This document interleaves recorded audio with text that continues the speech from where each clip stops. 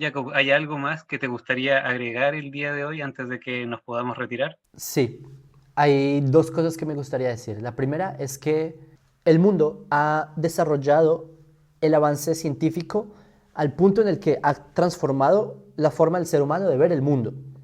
Por ejemplo, antes el ser humano estaba seguro que es el centro del mundo y que todo gira alrededor del ser humano. Y esto fue importante en su momento porque el ser humano le dio una perspectiva de responsabilidad del mundo, etcétera. Y de repente aparece este tipo, Copérnico, y dice, siglo XVI, y dice, no, heliocentrismo. Heliocentrismo que es que no. De hecho, los planetas giran alrededor del Sol. El hombre no es el centro del universo. Esta idea, de hecho, ya la había traído Aristarco, de hecho, él ya la había mencionado antes, como en el siglo III antes de la era común, pero la teoría de Aristarco de Samos lo pusieron de lado. Pero Copérnico revive la idea de que el centro del mundo, pues de la galaxia, es el Sol. ¿Y qué pasa? Que vino la religión y literalmente lo amenazaron, lo censuraron, la teoría quedó como un poco estancada. Llega otra persona, Giordano Bruno, no mucho después, 1600, y dice lo mismo. Desarrolla, ¿no? Y lo desarrolla aún más que Copérnico. ¿Y qué le hacen a Giordano Bruno? La iglesia lo toma y lo quema, literal, vivo. Galileo aparece un poquito después, ¿sí? Con el diálogo de las dos grandes galaxias, no recuerdo cómo se llama en su libro, de los dos máximos sistemas solares, que llega y lo desarrolla todavía más. Y Galileo tiene demostraciones empíricas, telescopios, muestra como, señores, el Sol, el sistema solar es heliocéntrico. ¿Y qué hace la iglesia? Le dicen, hey, ¿quieres ser Giordano Bruno parte 2? Y dice, no, no, bueno. Eh, y lo que pasa es que lo arrestan de por vida. Toda su vida queda arrestado en casa. ¿Y qué ocurre? Que con el tiempo, también la religión empieza a decir, wow, en verdad, esto es un poco difícil esto es irrefutable, ¿qué hacemos? La religión me refiero a, en este caso, el occidente, ¿sí? Aunque en las religiones en general se tenía una idea similar. Bueno, en el hinduismo es un poco interesante que, si no me equivoco, el mundo está sobre una tortuga, el cual está sobre tres elefantes, no sé si conocen eso, en fin, pero en occidente, ¿sí? Y de repente el hombre ya no es el centro del mundo, sino que se desplaza a que el hombre es una miniatura en un cosmos enorme. Y así es como el ser humano entiende que hay algo mucho más grande.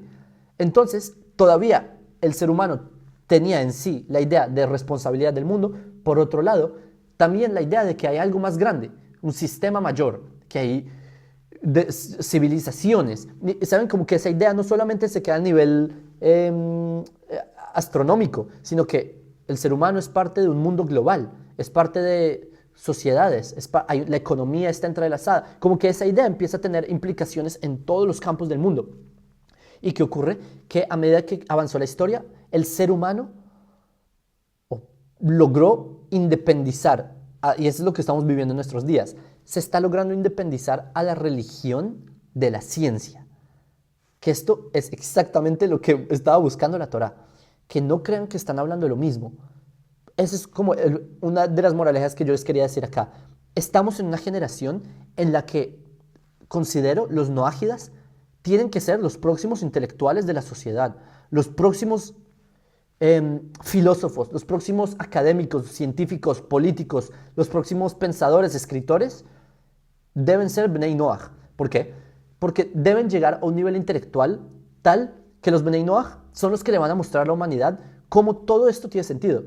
El hecho de que la ciencia y la Torah hablen de dos dimensiones distintas no es un problema para nadie, al revés, como todo lo que hemos venido hablando.